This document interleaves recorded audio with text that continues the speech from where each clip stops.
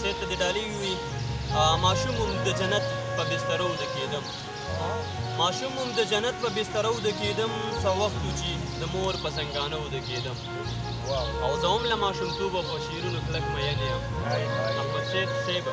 زه هم له ماشومتوبه په شعرونو کلک مین یم چې غږ د اللهو به نه وده کېدم او زه هېڅ د بالښتونو غم کې نه وم درمانه درمان څه شعر دی زه هېڅ د بالښتونو غم کې نه وم درمانه د مور سره به تل په تناره وده کېدم